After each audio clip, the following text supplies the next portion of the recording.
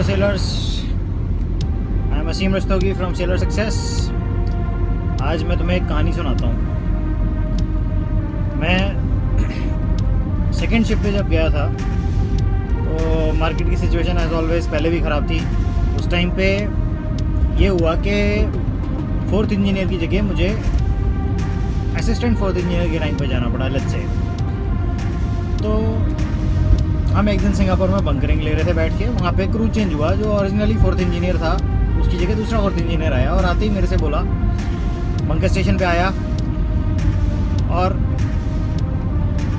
HFO की bunkering चल रही थी। पाइप के ऊपर बैठ के मेरे से बोला, अरे यार गलती कर दी यार, कहाँ आ गए। बोकारो स्टील प्लांट में हमारे पापा काम करते हैं, वहीं पे हमारे को नौकरी मिल रही थी।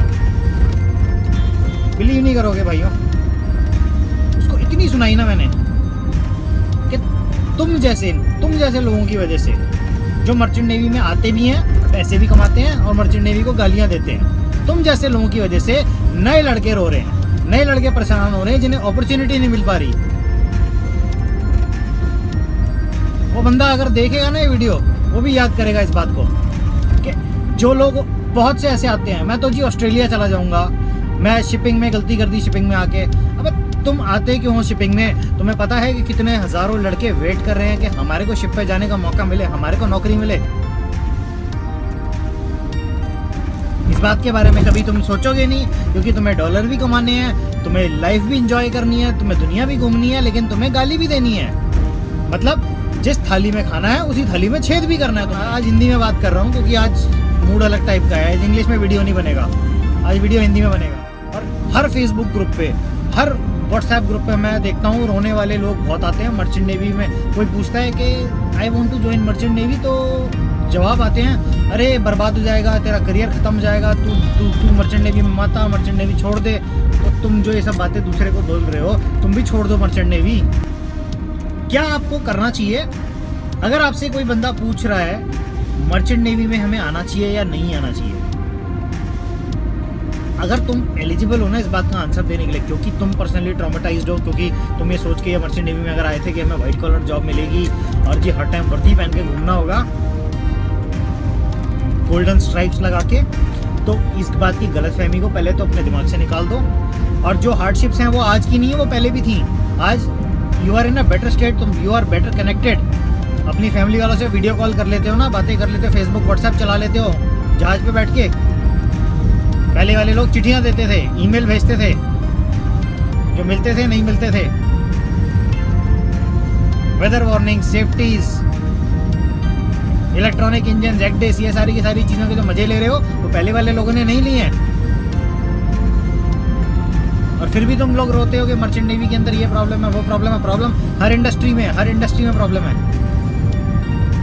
उसी प्रॉब्लम को चैलेंजेस का नाम दिया जाता है कि ये चैलेंजेस हैं, ये चैलेंजेस हमारे को फेस करने हैं, उन चैलेंजेस को ओवरकम करना है और या उनको रिड्यूस करने का कोई तरीका निकालना है। मेरा मेन मोटिव इसी बात का है कि ये जो लोगों को जो तुम बोलते हो ना कि मर्चेंट नेवी में मत आओ, मर्चेंट नेवी फालतू है, मर्चेंट नेवी में तो जिंदगी बर्बाद हो जाएगी, तो तुम क्यों मर्चेंट नेवी में बैठे हो? क्यों नहीं बिजनेस करते कहीं जाके?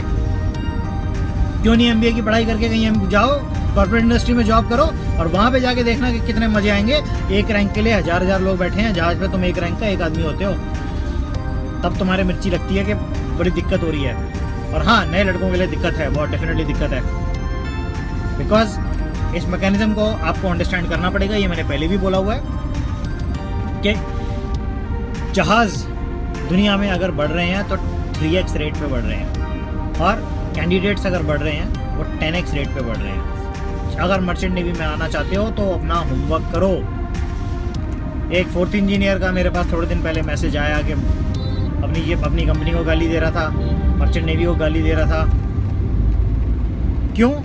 क्योंकि वो ये सोच के आया था कि मेरी एक रिस्पेक्टेबल वाइट कॉलर जॉब होगी, मेरा काम होगा मेरे नीचे वाले लोगों को इंस्ट्रक्शंस देने का, लेकिन यहाँ तो खुद काम करना पड़ता है। ये उसकी परेशानी थी। तो उसको काफ़ी अच्छे से मैंने समझाया, बट ऑनेस्टली बता रहा हूँ, अगर तुम नहीं बने हो ना मर्चेंट नेवी के लिए, छोड़ दो। लेकिन जो नए लड़के आते हैं उनको ये बात बोलो उनको अच्छी चीज़ें बताओ, उनको बुरी चीज़ें बताओ, और लेट देम असेस। उनको इस चीज़ का एहसास करने दो कि मर्चेंट नेवी में उनको आना उनके लिए सही है या नहीं है, उन्हें मर्चेंट नेवी में आना चाहिए या नहीं आना चाहिए। तुम कौन होते हो एंट्री के टाइम पे किसी को गलत गाइड करने वाले कि हम तो फंस गए जी, तुम मत फंसना। तो तुम्हें फंस क्या गए, तुम छोड़ के जाओ, बिजनेस करो, गाँव जाओ अपने। ग्रेटिट्यूड नाम की एक चीज़ सुनी होगी, आजकल बहुत चल रही है, आजकल फैशन में है। इसका यही मतलब होता है कि जो चीज़ तुम्हारे पास है उस चीज़ को हाथ जोड़ के नमस्कार करो। लोगों के पास 10-10 हज़ार रुपए की नौकरियां भी नहीं है, और आप डॉलर में पैसा कमा रहे हो तो उस चीज़ को रिस्पेक्ट करो। और अगर नहीं कमा रहे हो, वेटिंग कर रहे हो 6-6 महीने की, तो you should have known this well before coming into this field के यहाँ पे मार्केट का ये हाल है।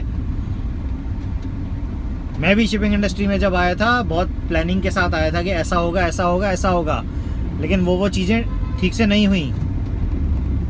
लेकिन वो चीज़ें उस तरीके से नहीं हुई का मतलब ये नहीं है कि मैंने हौसला छोड़ दिया। मैंने बहुत स्ट्रगल्स करे हैं, आज भी कर रहा हूँ। बट प्लीज़ मर्चेंट नेवी को, और ये फॉर दैट मैटर अगर कोई और ये वीडियो सुन रहा है तो अपने प्रोफेशन को गाली मत दो, उसी से रोटी कमा रहे हो। Be thankful for that.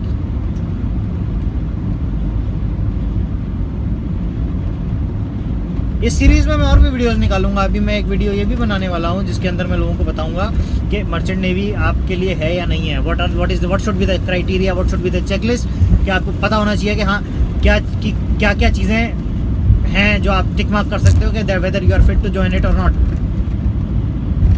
Definitely ये बात मैं मानता हूँ, इस फील्ड में इस चीज़ की बहुत कमी है। गाइडेंस करने वाले लोग कम है, बताने वाले लोग कम है, मिसलीड करने वाले ज़्यादा हैं। लेकिन तुम तो मिसलीड करने वाले मत बनो। अगर तुमसे कोई आके पूछता है कि मैं मर्चेंट नेवी करूं या नहीं करूं, टेक में जाऊं या इंजन में जाऊं, या तो सही इन्फॉर्मेशन दो, और सही इन्फॉर्मेशन नहीं दे सकते तो किसी ऐसे आदमी के पास भेजो जो सही इन्फॉर्मेशन दे सकता है, क्योंकि किसी के करियर का सवाल है। सिर्फ उसको अपनी फैंसी यूनिफॉर्म, अपनी फेसबुक की टूर एंड ट्रैवल की फ़ोटोज़ कि आपने दुनिया घूम के 7-6 कॉन्टिनेंट घूम लिए, 5 कॉन्टिनेंट घूम लिए, या आप डॉलर में पैसा कमाते हो, ये सब बातें बताने की ज़रूरत नहीं है।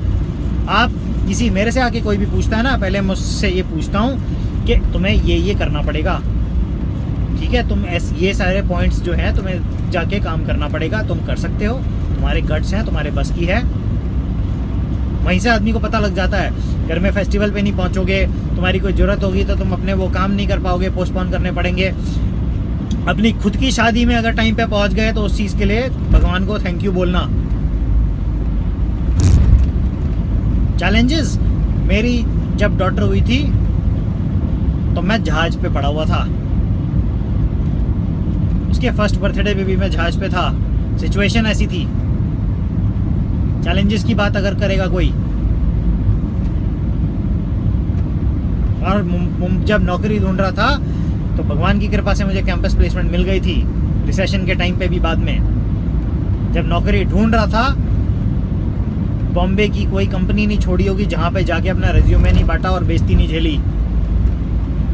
आप लोग बात कर रहे हैं कि आज की डेट में चैलेंजेस हैं, आज से 10 साल पहले भी चैलेंजेस थे, और उससे 10 साल पहले भी चैलेंजेस थे।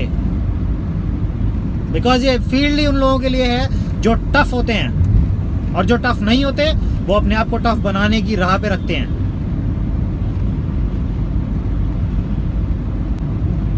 सो इट्स माय हम्बल रिक्वेस्ट, हाथ जोड़ के, कि लोगों को मिसगाइड मत करो।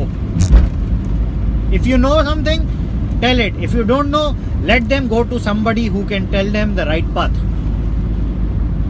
मेरे पास भेजो, आई हैव द टूल्स। डंके की चोट पे कह सकता हूं कि मैं सही गाइडेंस दूंगा, और अगर खुद आप दे सकते हो तो दो। मगर ये मत कहो कि इस फील्ड में मत आओ जी, दरवाजे तुम्हारे लिए पहले से बंद हैं। आज की मेरे पास आते हैं, जो आज की डेट में भी लड़के आते हैं, मैं उनको साफ साफ बोलता हूँ 5 से 6 साल तक, जिस दिन पहली बार जहाज़ पे चढ़ोगे तब से लेके 5 से 6 साल तक भूल जाना कि तुम बड़े मोटे डॉलर कमाने वाले हो, या तुम्हारी लाइफ एकदम ऑसम होने वाली है, चैलेंजेस से भरी हुई होगी। एग्जिट मारना है, अभी मार दो। GME के लड़कों को, टेक कैडेट्स को मैं अभी भी बोलता हूँ।